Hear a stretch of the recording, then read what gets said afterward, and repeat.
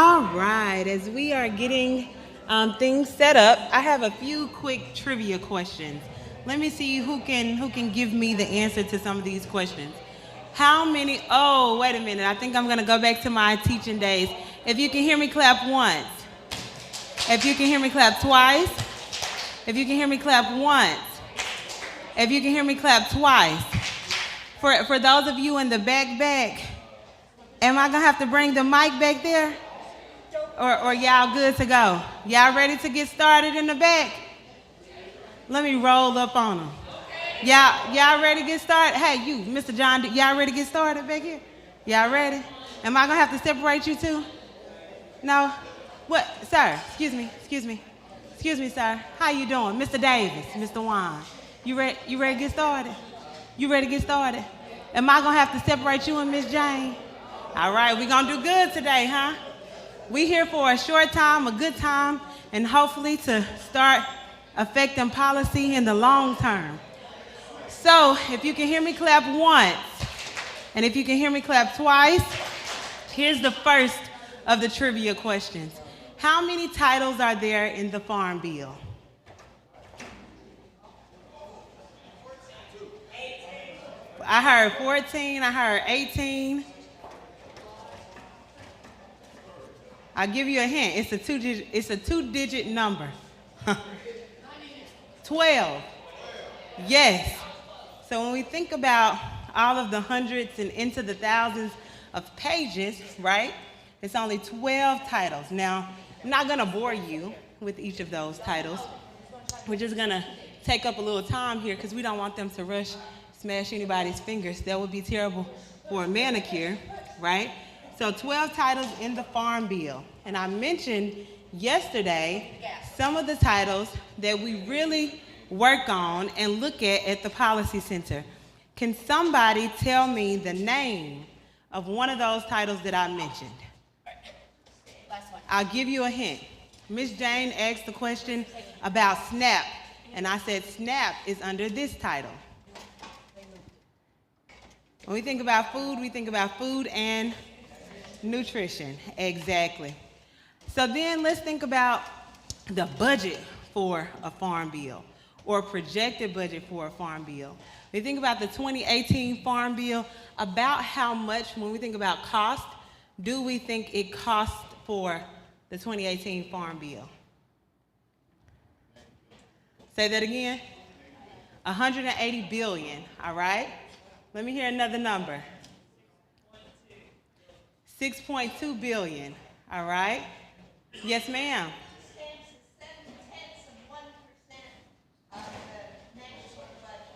Okay, and what number would you throw out there?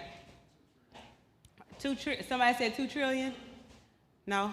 Okay, I thought I heard the T. Oh, you see.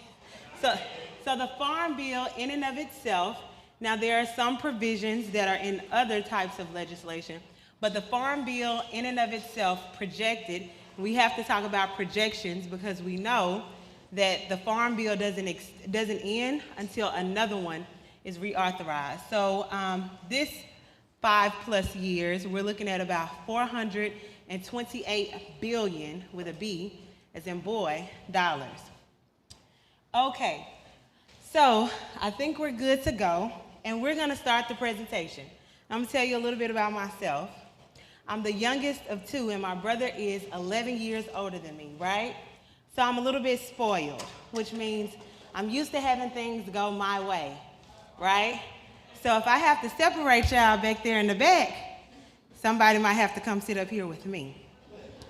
I also get really excited when we talk about policy.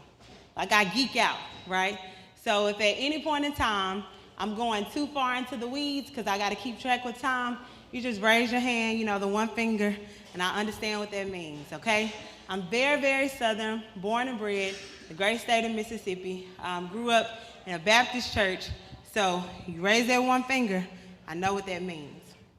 So to kick things off, I want everyone to pull out your phones, iPhone, Android, it doesn't matter, and I want you to scan this QR code. Now this is how I'm gonna check it out. So when you scan the QR code, it's going to take you to a link called our link tree. And what that link tree is going to do is it's going to allow you to follow us at the Policy Center. You can pick Facebook, you can pick Instagram, you can even pick LinkedIn if that's your preference. And what I'm going to do is when I see the follower number go up, then I'm going to go to the next slide. All right? Let me see. Nope, not yet. I'm on Facebook right now. It just went up. Let me see. Let me refresh. I'm with AT&T. Who you with? How did you get that before me? Say that again.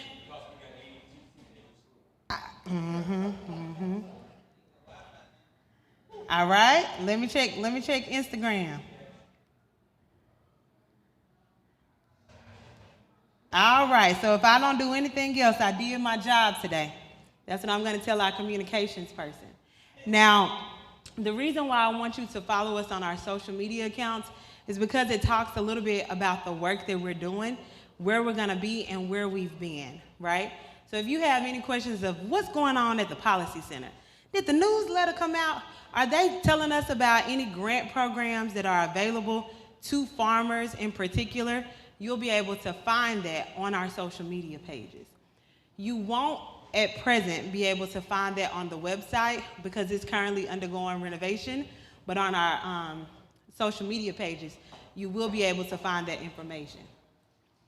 All right, here is the contact information for the individuals who you would likely be in contact with at the Policy Center. I'm gonna take a second to do this one now in case y'all wanna take a picture. And the reason why is because I get really excited.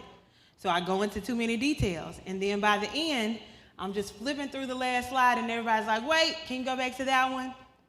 So I'm gonna take a second. I'm gonna count down from 10, 9, 8, 7, 6, 5. All right, I saw that, wait a minute. 3, 2, 1.5, 1.25. All right, 1. That is how you can contact Ms. Allura Spate, who is our executive director. Myself, I'm number 2, the policy analyst, or I'm listed second as the policy analyst, and then number 3, Dr. Woods, who is our research analyst. And if you reach out to us, we're going to add you to our listserv so that we can still connect with you via email. So I also mentioned our priority policy areas at the Policy Center yesterday. So I'm not going to go into them in grave detail again today, but here they are. Impact of current agricultural policy as pertains to farmers, land loss among select farmers, participation of farmers in USDA programs, access to resources, which has been expanded to include access to technology, capital, and credit. We've also added 2 areas, which is the youth programs and pipeline, community, and urban agriculture. All right, so now we get to the fun part, right? What is going on with the Farm Bill? What is the update? Can anybody guess what the update is? No update. Well, we got a little update as of the 9th of November, just a small one. All right, okay, that's a little bit closer. So if you all can recall, the government has been what for about the last 6 weeks? Shut down. Well, guess what happened when the government opened up? The Farm Bill was extended for 1 year. 1 fiscal year, so FY 2026, the Farm Bill was extended 1 additional year, and we also have, to a certain extent, and a certain level of appropriations for that 1 year, right? It's important to note. Well, why is it important to note? Because with that Farm Bill extension, here we go, right? They approved a 1 year extension of the 2018 Farm Bill, as well as fiscal year, because our government operates on fiscal year, appropriations. Now, there are some caveats to that. I'll give you one example, right? I know we have some urban producers in here, urban farmers in here. Well, if you know anything about the Office of Urban Ag and Innovative Production, where a lot of those programs roll out from, they roll out from the national level to the state level and then down to you all through the county offices, right? Well, that particular program or office was actually reduced by $3 million down to $2 million. So for fiscal year 2026, they are operating at about $2 million. Why is that important, right? And how does that pertain to policy? Because ultimately, when we think about the Farm Bill, let me give you all this caveat before I go into this, all right? So in about 4 months, so me and my husband, there are 2 of us, because 1 + 1 = 2. But then we did the God math, so 1 + 1 is gonna soon equal 3. So if it sounds like I'm breathing hard, it's because I am, but I can't help it. So don't nobody say anything about it, because I'm very, very particular about that, okay? So that's why it might sound like I'm breathing hard. So why does it matter that the Farm Bill was extended if certain programs received cuts? There are a few others, so like CRP TIP, right? There are certain provisions within that program that were not funded, that were not funded, and so they won't be able to continue that program at the same level, right? Why does that matter? Because we're talking about policy. If you remember the second slide, people are policy. So while the Farm Bill, the 2018 Farm Bill, was extended for another year, let me tell you what that means. That means that for the next few months, whenever I'm sitting down with congressionals and their team members, I'm in there advocating for you all, right? And I say, well, you know, whenever you all pushed for this Farm Bill extension, you extended it, but you extended it at base levels. So for urban producers, this was the impact.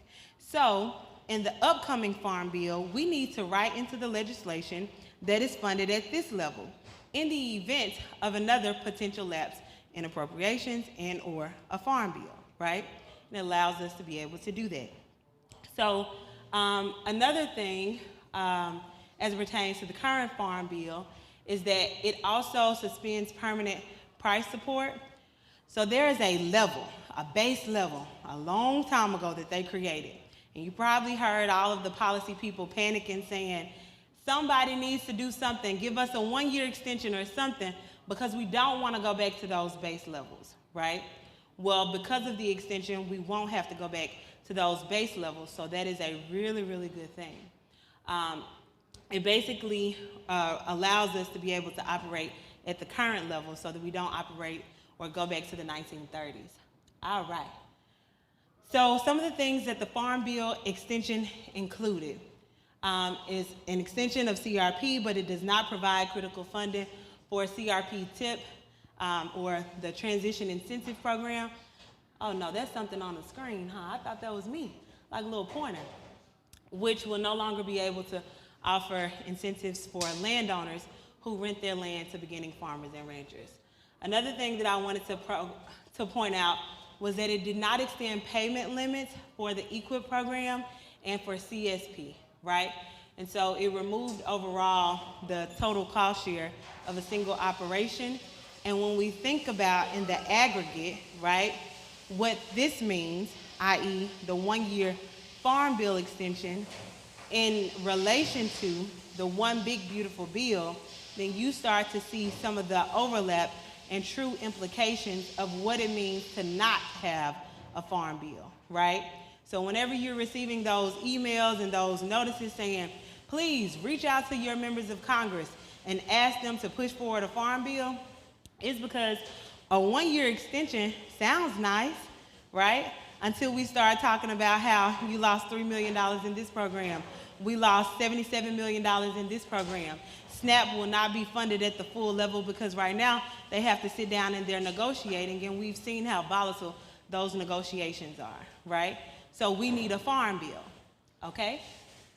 So generally speaking, I'm going to talk a little bit about policy development and the current policy recommendations that we have at the Policy Center. But I'm going to take a moment of personal privilege because my mama said that I talk too much. So I'm going to stop right now, and I'm going to see if you all have any questions regarding what I just shared.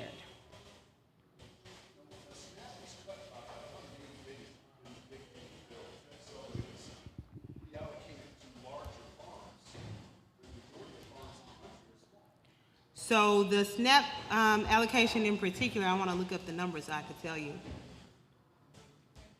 I find that it's always good to look up the number and have it handy. Just 1 second to fact check myself. I'm going to look up that number and give it to you so I can tell you. But here's the thing about those cuts, right? When we think about them, we can't think about them in isolation.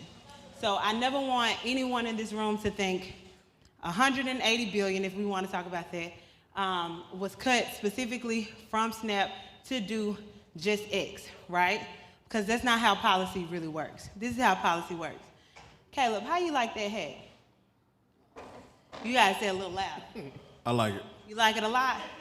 Did your wife buy you that hat? No, you bought you that hat? You bought you that hat with your hard-earned money. All right, so put the hat on your head, Caleb. Caleb, how do you feel about this pen? You like it? You like it a lot? Where'd you get it from? Does it have K-State on it? I don't think that's where you got it from. What about that? How do you like that? You like the notebook? You like it a lot? Well, Caleb, I tell you what, I done took away 180 billion from this particular program. I'll go ahead and I'll give you 80 for this book, okay? But I really like that hat. How much would you charge me of the 180 for that hat?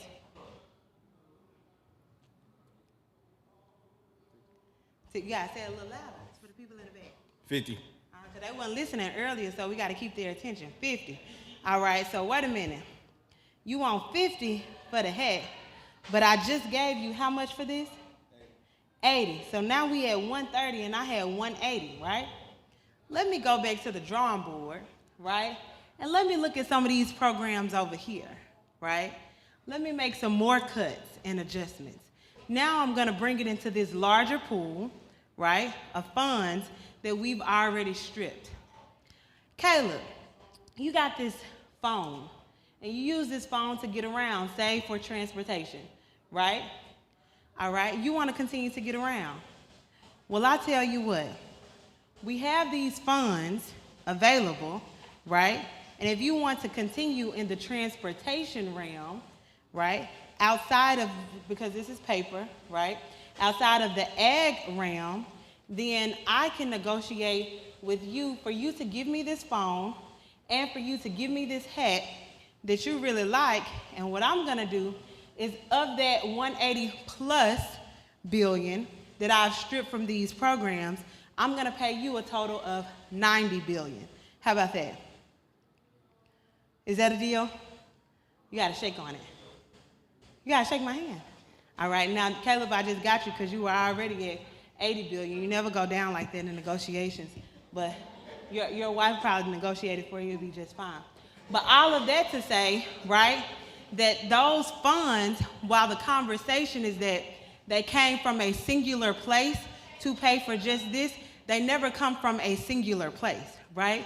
Because Congress overall has a budget for every one of the respective areas, right? Which is why when you think about like the One Big Beautiful Bill, and you're talking about health programs and other programs that might not necessarily fall under the Farm Bill, it's all being negotiated in tandem. My goal is to find out what you really want, whether that's on the ag side or not, and to negotiate so that I can get what I really want, right? Caleb wanted the money. How do I know that Caleb wanted the money? He said 50 million was fine. Who gonna pay 50 million for? We're gonna pretend like the hat cost 20 million, right? Who gonna pay 50 million for a hat?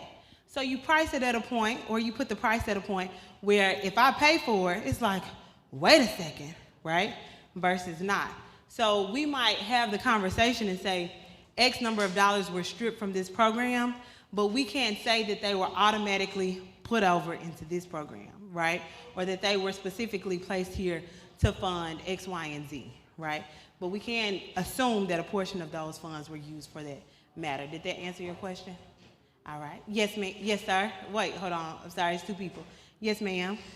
I heard that the current amount of money per person is the maximum in food stamps, basically, per person getting food stamps, is $6.40 a day right now. And they're going to lower it to $5 a person per day. Approximately true. Not to my knowledge. That's not the current standing. It's my understanding that they are looking at it, I don't want to say case by case because there are generally buckets, but they're looking at where you fall and what the need is, and negotiations are still happening, right? And so, and I hate to say it like this is the lawyer in me, but the truth of the matter is it really just depends, and we're waiting to see what comes out, right? Because they may keep it.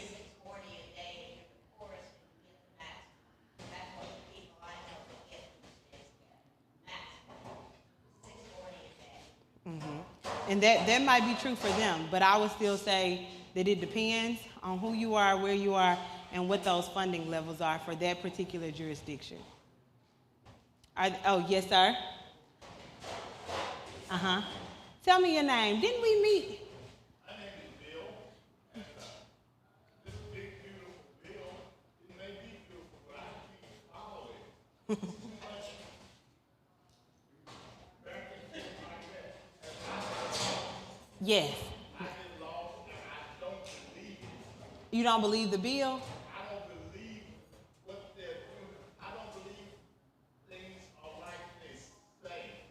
I don't understand cutting food for people and giving it to the rich.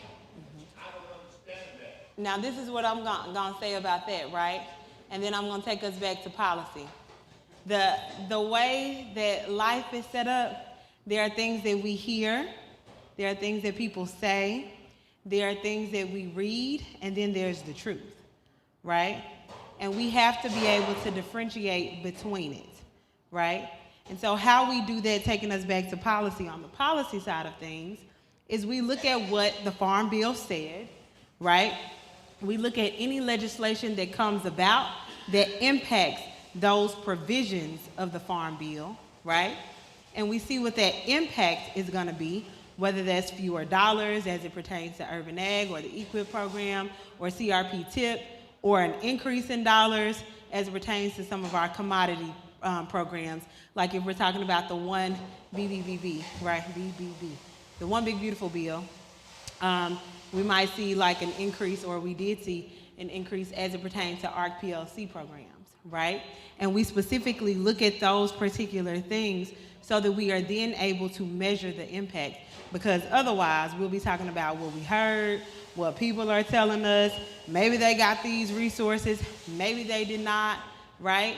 And so I can't say whether I agree with you or not, because I would get in trouble if I did, but let me just say this. Everything that you hear and everything that you see isn't always what it is. I'll give you an example. If you go on the Senate floor, even on the House floor, or if they're meeting concurrently, right, you might see two people who seem like they're on different sides of the aisle. And they'll be talking about their kids at the soccer game or basketball game, or asking if they got tickets to go to, this musical, right? It's a very real thing. So what you see isn't necessarily how it's going to be written into policy, right? So policy development. Right now at the Policy Center, we are working on a few key areas. One of those areas is the current state of black farming in America, which includes the current state of black farmers in America. We have completed phase one. The Policy Center actually completed phase one last year in November. Last year early November, because they wanted to submit it before the administration change. And then we are working on phase two, which is slated to be completed next year, early fall. Phase one, we worked with a lot of several partners. They reviewed 11 studies. They conducted a legislative review of all of the policy, and then they also conducted a data analysis as it pertains to the 14 southern states, specifically in the Black Belt region.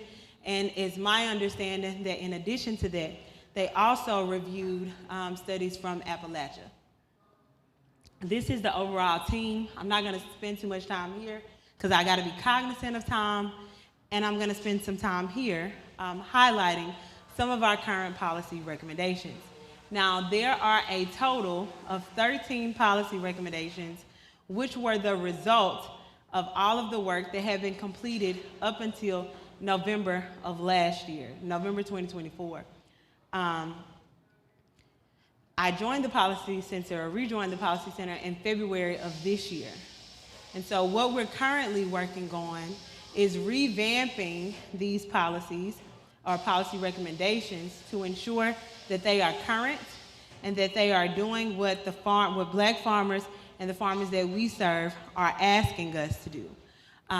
So you see the first one, we are working on updating that because what we have heard is that farmers don't want to be considered in this broad category of socially disadvantaged farmers and ranchers, which is to a certain extent all-encompassing with the exception of white males, right? So we're working to update that.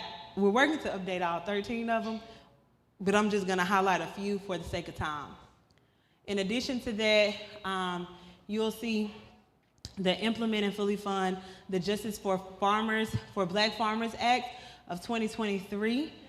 Congressman Jackson's office out of Illinois, they were working to push that one forward as written, but right now isn't the time to move forward with such a piece of legislation because you won't be able to get the votes. So that one is currently on pause. In addition to that, outreach and technical assistance. We hear often about outreach and technical assistance, so we want to increase that budget by $80 million annually, specifically for outreach and technical assistance. Let me just stop here and explain something. I don't really think about technical assistance in the way that some people think about technical assistance. I believe if you, sir, came to me, Mr. Jeffrey, and you said, I need help filling out this form. If I say to you, well, you just put your name, social security number, you answer these questions, and then you go ahead and submit it to the FSA table out there, that's not providing technical assistance. That's doing what you could do, which is, I see where it says name, social security number, and these questions, right? And if you were any kin to my mama, she'll say, well, thank you for reading it to me. Now, are you gonna help me fill it out, right? I think that technical assistance begins with a producer coming in and sharing with you what their issue is, and then you helping them to resolve that issue by having a completed form that either you help them submit, because sometimes they're online, so you need to help them submit it, or if it's something that they need to take to the office, that they have the packet ready to take to their county office. So the purpose of this one is to really not just increase funding for technical assistance, but improve the way that we do and conduct technical assistance across the board.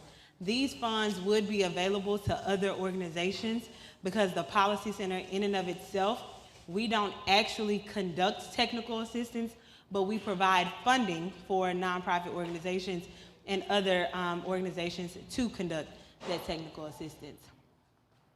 Farm credit and heirs property are two of the major recommendations that I hear almost everywhere that we go. And when we think about Kentucky and we're thinking about heirs property in particular, I am sure that if we had enough time that there would be people in here who would ask the question about what do those multi-grants or multi-year grants look like for outreach, technical assistance, and education, and is it just a situation where I need to get all my cousin's information and submit it to someone, or am I gonna be able to actually receive legal assistance, right?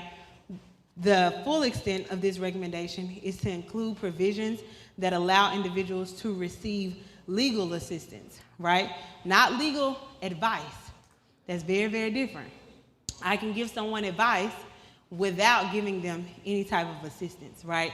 Assistance is helping to clear title, especially if it's, clouded when we're thinking about heirs property versus, guidance might be go get a list of your cousins and aunts and uncles and then go see an attorney, right?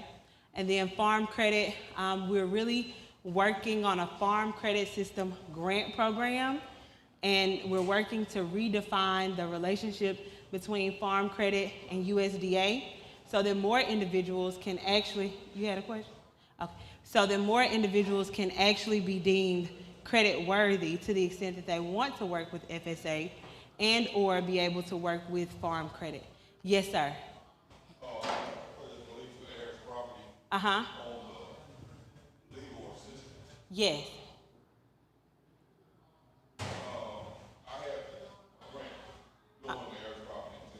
Uh-huh.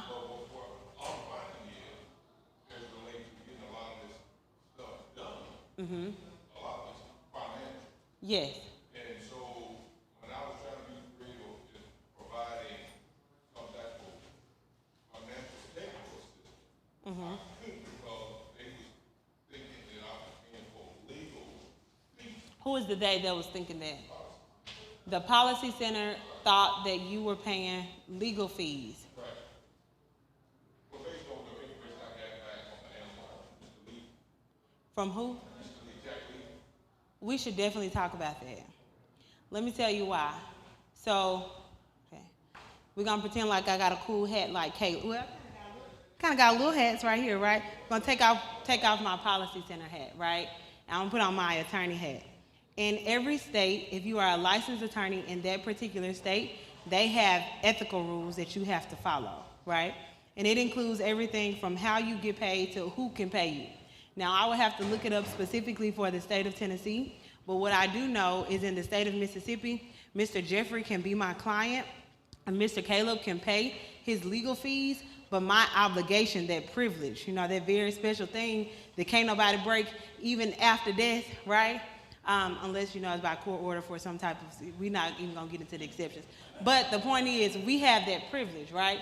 It doesn't matter if he pays my fee for him, it matters that he's my client. Now, I can't share any privileged information or any information that Mr. Jeffrey doesn't want me to share with Caleb, but it doesn't prevent or prohibit Caleb from being able to pay those fees, right? So I definitely think that we should talk after this because it really depends on the state and what's allowed in that particular state. With regard to a potential workaround, I have a lot of ideas. I would prefer to run them by Mr. Lewis because that's my boss first, but sometimes Caleb might not need to write me a check to pay Mr. Jeffrey's legal fees, right? Mr. Jeffrey might need to complete a program or attend a workshop, right? Which allows Mr. Jeffrey to receive the money, and then Mr. Jeffrey can come and pay me those legal fees. I don't know nothing about his relationship with Mr. Caleb. That ain't none of my business. In the words of my mom, ain't my circus, ain't my monkeys, right?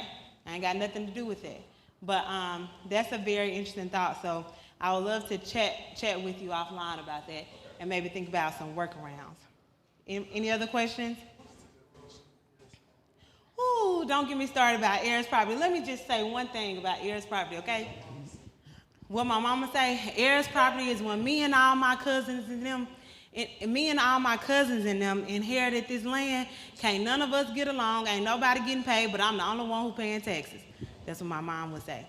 Heirs property is really when you had an owner who passed, right, who died without a will, right, or some type of succession plan.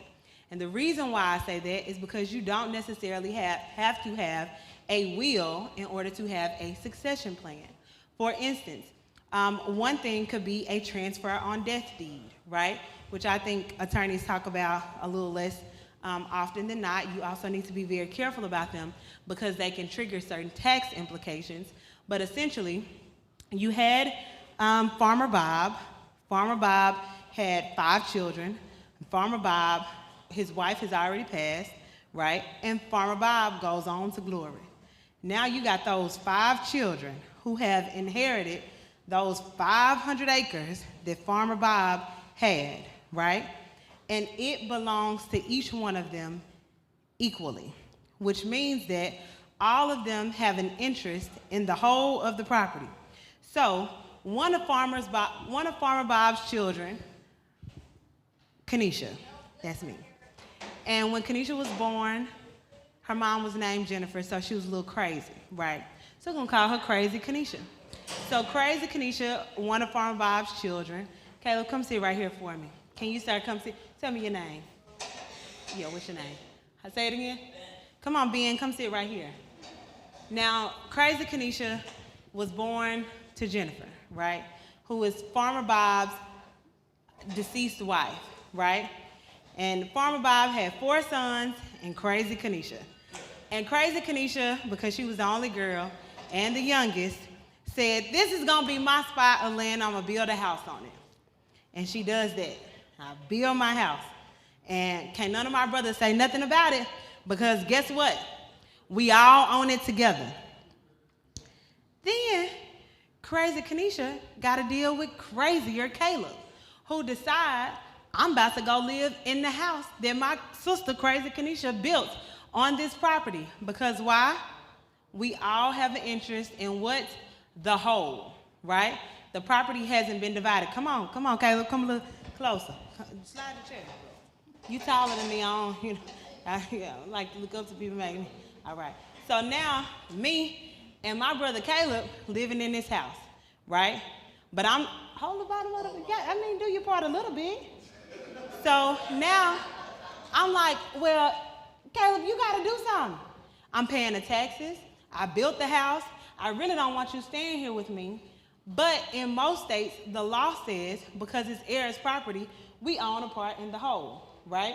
Now, I'm going to put this down. Now, my sweet brother Ben said, I don't want no problems with Crazy Conisha and crazier Caleb. So I'm going to sit over here and mind my business.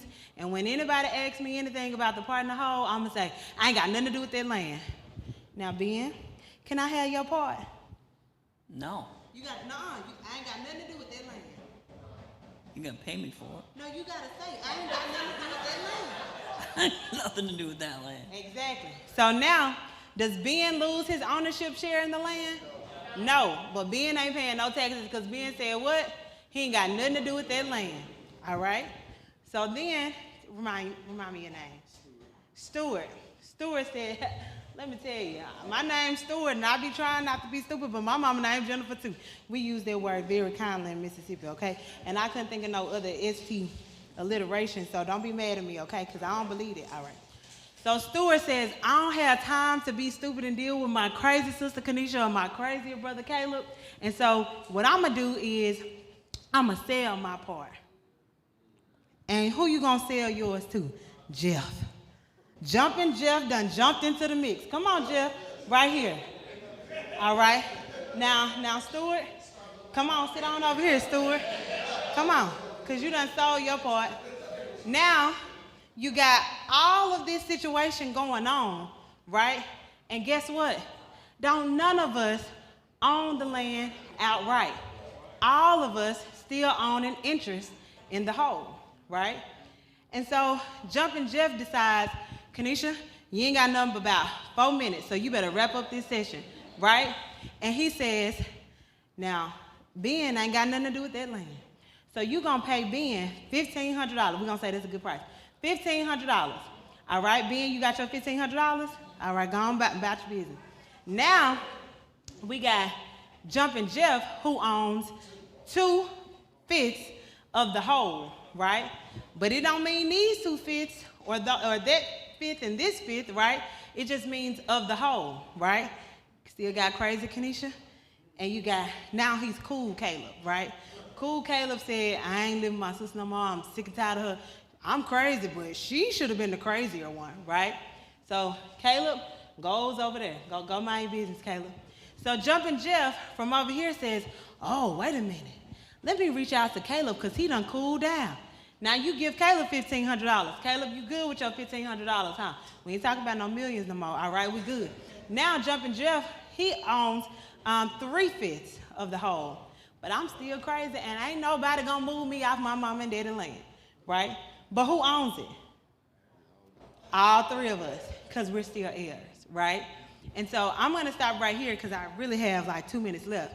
But essentially, An heir is a person who owns a part of a property because a person has died. We call it intestate in the field of law, which means without a will and or without a succession plan. We typically don't talk about the succession plan part because there's other ways that you can transfer their property, but they died without a plan in place, and now all of us own a part, and it's easy to take hold of their property.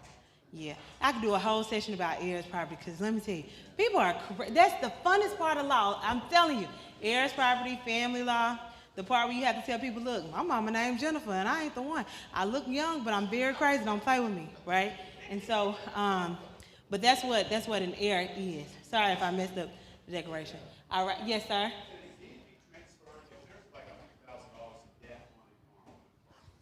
If there's $100,000 of debt on a parcel, Can a deed be transferred without that debt also being transferred? can a deed be transferred without the debt being transferred? Is the debt tied to the land? No, I'm asking you. Excuse me. So the land is mortgaged. Okay, and a person wants to buy it. What do you mean entitled?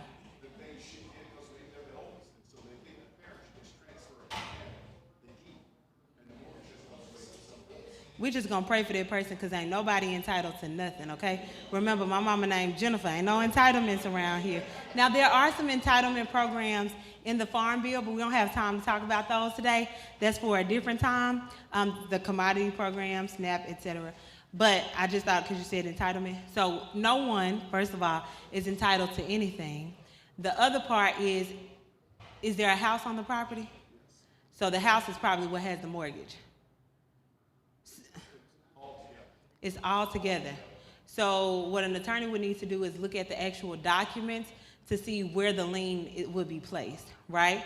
And depending on who they transferred it to and how they transferred it, then that debt could very well be and would likely, there's a high probability, this is not a yes or no because an attorney's gonna tell you it depends until I look at the documents, but it would highly probably transfer to them, and they would probably, depending on how it is, a lot of times if a person passes away, there are certain clauses that would allow you to be able to transfer certain properties or for your heirs to pay their property without having to pay it all in full up front.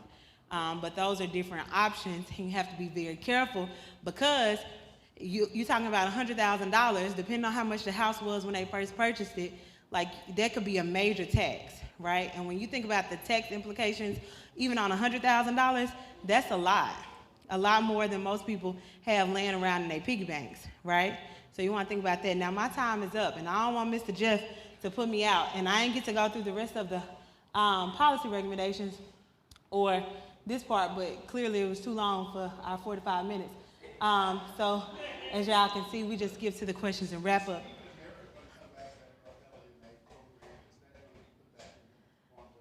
It depends. It depends on negotiations. It depends on which constituents want it. It depends on which congressionals push for it. Some of them do have more power, autonomy, and authority than others. And when I say it depends on negotiations, if there is something that is more important to my community, such as in rural development, I'm gonna turn this off so Mr. Jeff really don't fuss at me, like housing, right?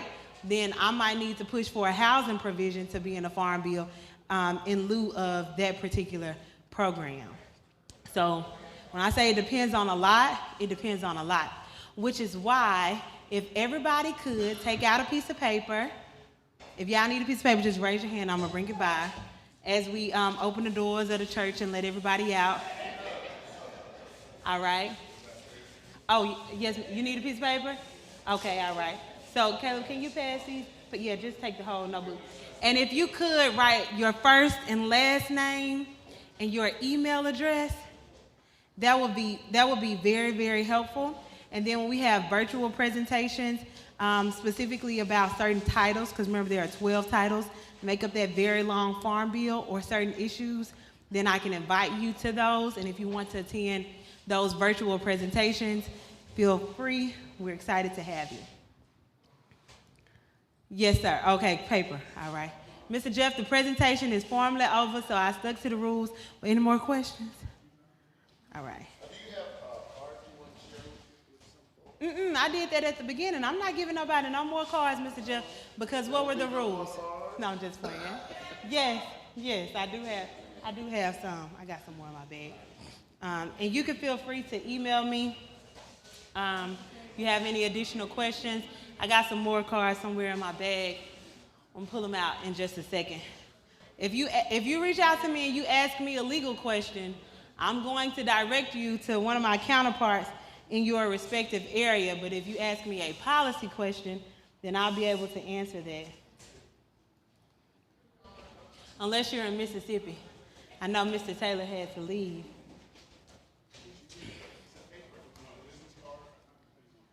Oh, if y'all have business cards, that's fine, but I need one of the other ones so that way I can add you to our policy listserv and make sure that you're invited. And if you need one of my cards, I got some more, Mr. Jeff. Oh. Y'all give it up for Mr. Nisha. Thank you.